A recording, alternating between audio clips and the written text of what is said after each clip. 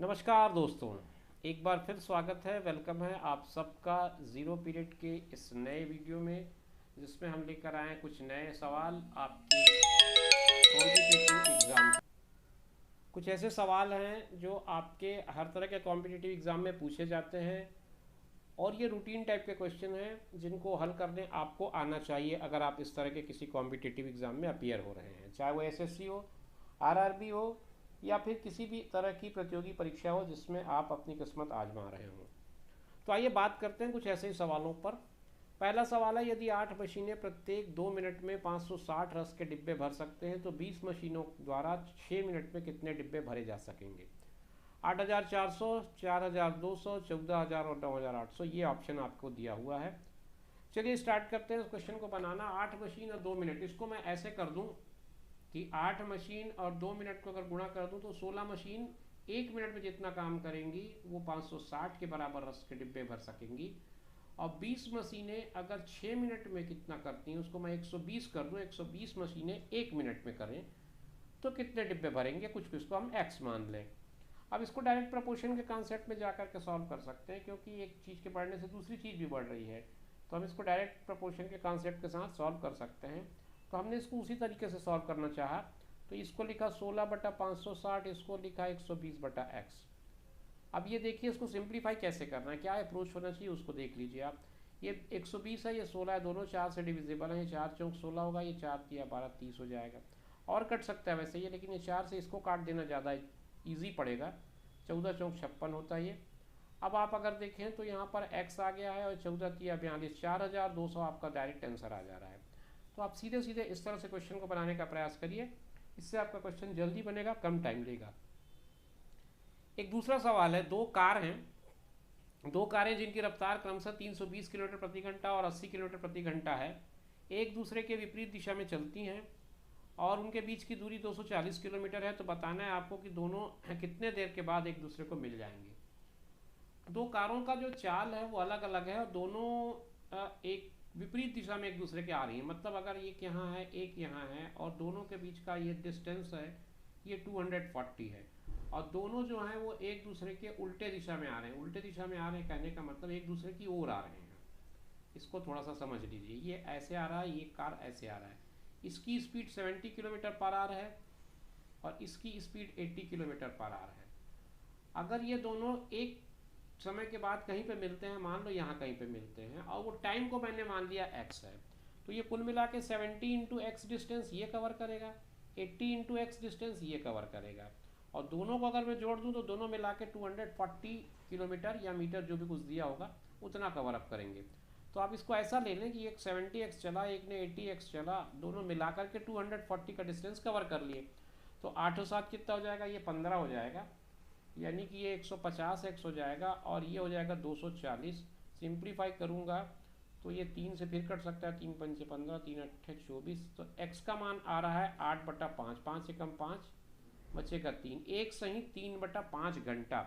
तो आपका जो आंसर आएगा एक सही 3/5 घंटा आएगा। अब ये एक सही 3/5 घंटे को आप क्या करें, मिनट में कन्वर्ट कर लें। कैसे करेंगे, ये बहुत बेसिक सा चीज़ है। 1 घंटा तो पूरा होगा, अब बच गई बात 3/5 को कन्वर्ट करने की। तो 3/5 का कन्वर्सन मैं आपको यहाँ पे सिंपली आसान से भाषा में आपको समझा देता हूँ। 3/5 कहने का मतलब इसको 60 से आप गुणा कर दें, क्योंकि 1 मिनट में होते हैं, एक घंटे में होते हैं 60 मिनट।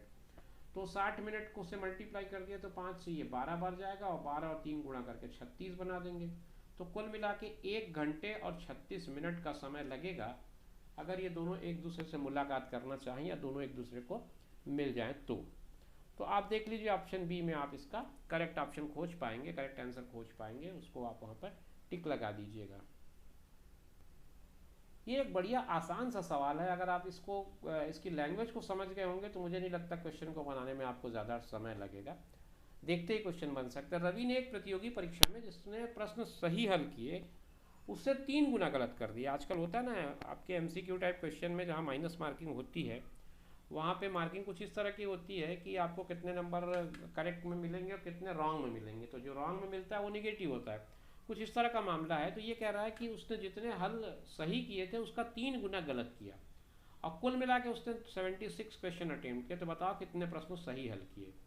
तो सिंपल सी बात है, अगर उसने x क्वेश्चन सही हल किए थे तो उसने उसका 3 गुना मतलब 3x उसने गलत कर दिए, और दोनों मिलाकर के उसने जितना किया वो 76 था। बस कुछ नहीं करना आपको, दोनों को जोड़ दिया, 4x आया, 4x इक्वल टू 76, तो x इज इक्वल टू 76/4 आ गया, 4 एकम 4 बचा 3, तो ये आ गया 19 क्वेश्चन उसने सही हल किए थे। आपका आंसर जो है वो 19 आ गया। इसी क्वेश्चन में अगर ए डाउन कर देता कि कितने सवाल उसने गलत अटेम्प्ट किए थे, तो फिर आप उस पर भी जा सकते थे। हालांकि इस ऑप्शन में वो ऑप्शन नहीं है, इसको 3 से मल्टीप्लाई करके 19 या 57 लेकर आप वो ऑप्शन भी देख सकते थे, खोज सकते थे। ऐसे क्वेश्चन जब एग्ज़ाम में आते हैं तो अक्सर वो दूसरा ऑप्शन भी आपको दिया रहता है, तो इन सब बातों पे थोड़ा सा ध्यान रखिए। सवाल नंबर 4 है। सवाल नंबर 4 ये कहता है आपसे कि यदि दो संख्याओं का महत्तम 16 हो तो और उनका अंतर 16 हो तो संख्याएं क्या होगी। महत्तम भी 16 हो, अंतर भी 16 हो। अब उसके बाद मैं इस क्वेश्चन को सॉल्व करने से पहले आपको कहूँगा कि आप एक बार सारे ऑप्शंस पहले चेक कर लें। ऑप्शन में 64, 80 है, 72, 88 है, 80, 100 है, 96 और 120 है। आपने ये देखा कि इस दो संख्याओं की बात वो कर रहा है, जिन दो संख्याओं की बात कर रहा है उसका महत्तम 16 है। महत्तम 16 होने का मतलब जो 16 है वो इनका हाईएस्ट कॉमन फैक्टर है। हाईएस्ट कॉमन फैक्टर है मतलब अगर ये 64 और 80 है तो दोनों में इसका डिवीजन होना चाहिए।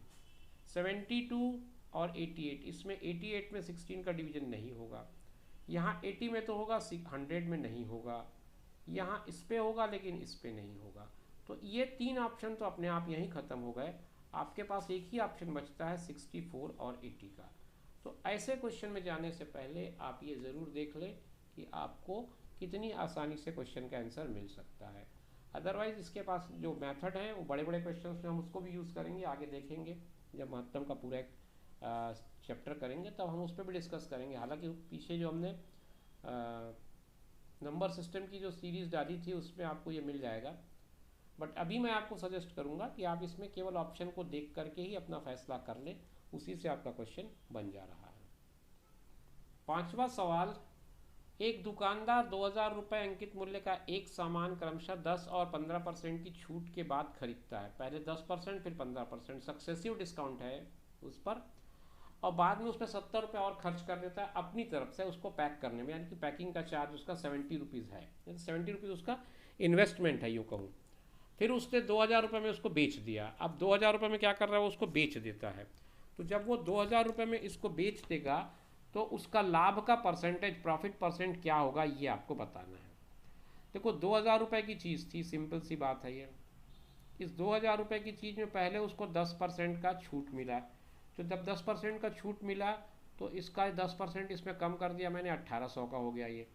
अब इसके बाद इसमें फिर 15% का छूट मिला, तो ये 15% का जब छूट मिला तो 1800 का 15% ये मैंने निकाला और उसको इसमें माइनस किया, तो ये बन जा रहा है 1530। 1800 का 15% आप निकालने हैं तो आप 18 और 15 को गुणा कर दें, जो आएगा इसको माइनस कर। तो ये 1530 रुपये मिला।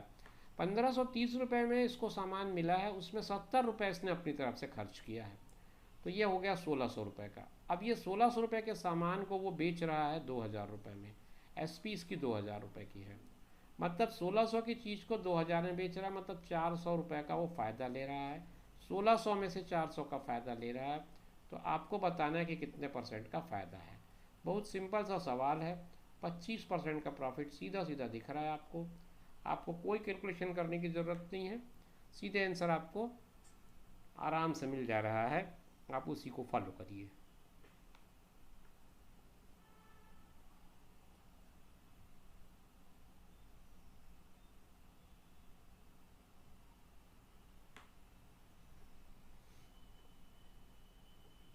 इस वीडियो के आखिरी सवाल में आप ये देखेंगे कि एक आसान सा सवाल आपका इंतज़ार कर रहा है। ये सवाल ये कहता है कि संजीव को उसकी परीक्षा में 492 नंबर मिलते हैं और अगर उसको 12 अंक और मिल जाते तो उसका जो प्राप्तांक है वो 84% हो जाता।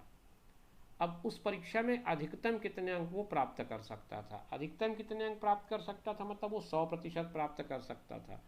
तो मुझे इसका 100% निकालना पड़ेगा।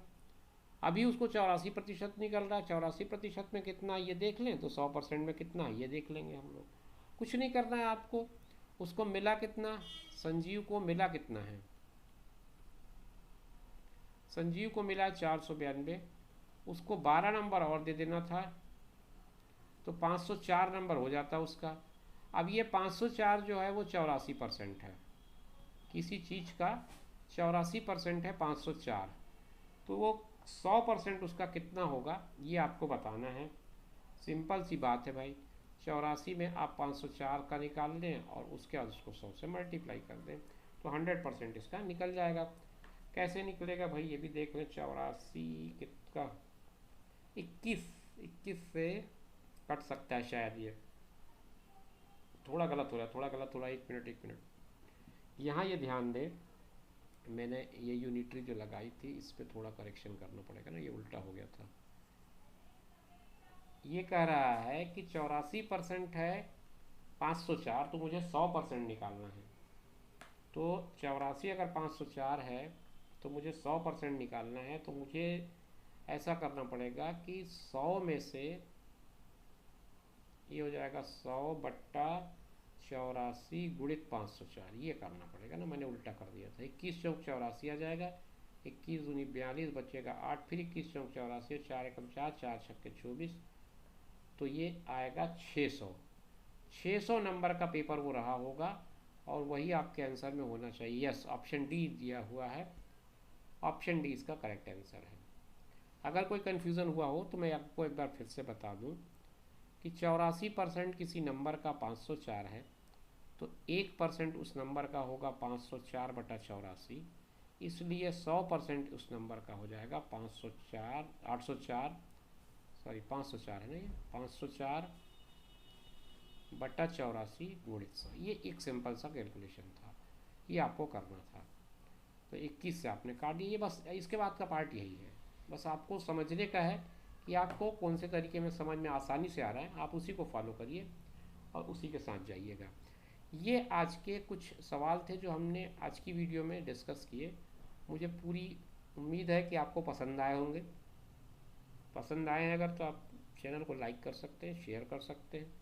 आपने सब्सक्राइब नहीं किया है अगर तो सब्सक्राइब कर दीजिएगा, इससे मुझे मोटिवेशन मिलता है। और मिलेंगे हम लोग नेक्स्ट वीडियो में। अभी कहाँ जाएंगे, मिलते रहेंगे इसी तरह से सवाल जवाब के सिलसिले के साथ।